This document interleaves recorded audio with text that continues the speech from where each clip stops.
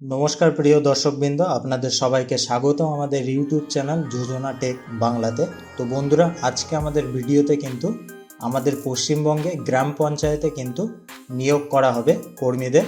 তো সেই সংক্রান্ত বিষয়ে কিন্তু আজকে আমাদের ভিডিওতে বিস্তারিতভাবে আলোচনা করা হবে। তো বন্ধুরা, প্রথমেই আপনাদেরকে জানিয়ে দেবো যে কোন কোন পদে আপনাদেরকে নিয়োগ করা হবে। তো সেটা কিন্তু সেক্রেটারি, সহায়ক পদ এবং আরও অন্যান্য পদে কিন্তু আপনাদেরকে নিয়োগ করা হবে এবং বেতন কিন্তু আপনাদের দেওয়া হবে 18,000 থেকে প্রায় 27,000 টাকা অবধি কিন্তু আপনারা বেতন পেয়ে যাবেন। তো বন্ধুরা, কারা কারা আবেদন করতে পারবেন? তো মাধ্যমিক, উচ্চ মাধ্যমিক আর স্নাতক যারা পড়াশোনা করছেন তো তারাও কিন্তু আবেদন করতে পারবেন এবং এই সংক্রান্ত বিষয়ে বিস্তারিত কি জানানো হয়েছে তো সেটাই কিন্তু আমরা এবার আলোচনা করব। তো বন্ধুরা, আপনাদেরকে একটাই রিকোয়েস্ট, ভিডিওটা পুরোটা দেখুন, তাহলে কিন্তু আপনারা ভিডিওটা পুরোটা বুঝতে পারবেন। তো চলুন বন্ধুরা, বেশি দেরি না করে ভিডিওটা শুরু করা যাক। তো বন্ধুরা, দীর্ঘদিন পরে কিন্তু তোমাদের জন্য একটি সুখবর আছে। তো এখানে তোমরা কিন্তু দেখতে পাচ্ছ গ্রাম পঞ্চায়েত সেক্রেটারি রিক্রুটমেন্ট 2024। তো বন্ধুরা, এটা কিন্তু একদম লেটেস্ট নিউজ। তো বন্ধুরা, রাজ্য সরকারের তরফ থেকে যে ক্যাবিনেট মিটিংটা করা হয় প্রতি বছর, তো তারপরেই কিন্তু এই খবরটা জানা যাচ্ছে। তো এখানে কি বিস্তারিতভাবে জানানো হয়েছে তো সেটা কিন্তু এবার আমরা আলোচনা করব। তো এখানে বলা হয়েছে, দেখো, গ্রাম পঞ্চায়েত সেক্রেটারি রিক্রুটমেন্ট 2024, সেক্রেটারি পদে কর্মী নিয়োগের বিজ্ঞপ্তি। 7,500 শূন্যপদ রয়েছে। তো বন্ধুরা, একটা দুটো শূন্যপদ কিন্তু নয়। তো বন্ধুরা, পুরোপুরি কিন্তু একদম 7,500 শূন্যপদ রয়েছে। যে সকল প্রার্থীরা চাকরির জন্য প্রস্তুতি নিচ্ছে তাদের জন্য এটি একটি বিশেষ খুশির খবর। আগ্রহী প্রার্থীরা খুব সহজেই অনলাইনের মাধ্যমে আবেদন করতে পারবে এই পদে। তো বন্ধুরা, বুঝতেই পারছেন, আপনারা যদি আবেদন করতে চান তাহলে কিন্তু আপনারা অনলাইনে আবেদন করতে পারবেন। আপনাদের কোথাও গিয়ে অফলাইনে আপনাদের ফর্ম জমা দেওয়ার জন্য কিন্তু লাইনে দাঁড়াতে হবে না। তো বন্ধুরা, তারপরে কি বলা হয়েছে দেখুন, এই গ্রাম পঞ্চায়েতের সেক্রেটারি পদে চাকরি পেলে ভালো মাসিক বেতন দেওয়া হবে। তো বন্ধুরা, প্রথমেই আপনাদেরকে জানিয়ে দেবো যে পদের নাম কিন্তু গ্রাম পঞ্চায়েত সেক্রেটারি। তো বন্ধুরা, এই যে সেক্রেটারি পদ গ্রাম পঞ্চায়েতের, এটার জন্য কিন্তু আপনাদেরকে 7,500 শূন্যপদ রাখা হয়েছে রাজ্য সরকারের তরফ থেকে এবং আবেদনকারীদের যেটা বয়সসীমা আছে সেটা কিন্তু 18 থেকে 40 বছরের মধ্যে। তো বন্ধুরা, বুঝতে পারছেন। আর এজ রিল্যাক্সেশন যেটা আছে তো সেটা কিন্তু এসসি আর এসটিদের জন্য 5 বছরের ছাড় দেওয়া হবে, আর যারা ওবিসি কমিউনিটি থেকে বিলং করছেন তো তাদেরকে কিন্তু 3 বছরের এজ রিল্যাক্সেশন দেওয়া হবে। তারপরে কি বলা হয়েছে দেখুন, গ্রাম পঞ্চায়েত সেক্রেটারি আবেদনকারীর শিক্ষাগত যোগ্যতা কি হতে হবে।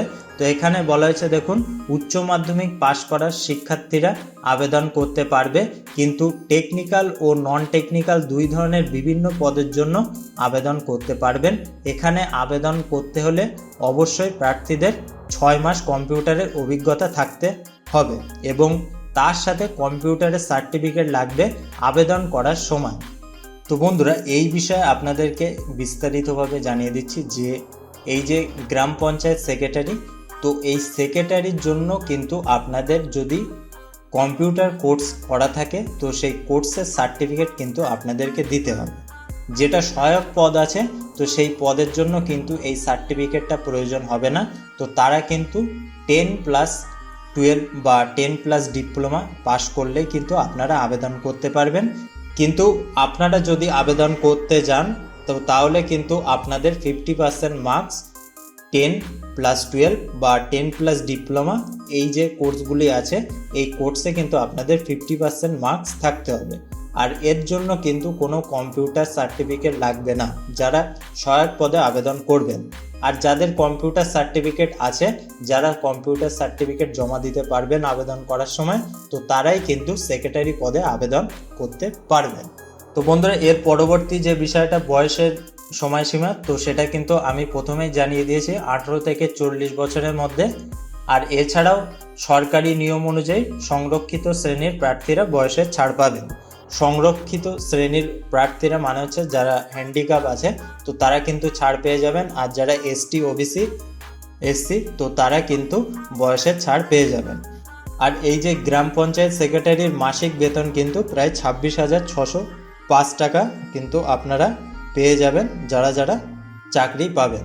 আর যারা গ্রাম পঞ্চায়েতের সহায়ক পদে চাকরি পাবেন তো তাদেরকে কিন্তু 22,000 টাকা অবধি স্যালারি পেয়ে যাবেন। তো বন্ধুরা, আর এর জন্য কিন্তু মোটামুটি 7,500 শূন্যপদ আছে। তো বন্ধুরা, এবার আমরা কিন্তু আলোচনা করব যে এই যে পরীক্ষায় নির্বাচনের প্রক্রিয়াটা কেমন হবে বা কি কি বিষয়ে আপনাদেরকে পরীক্ষা দিতে হবে।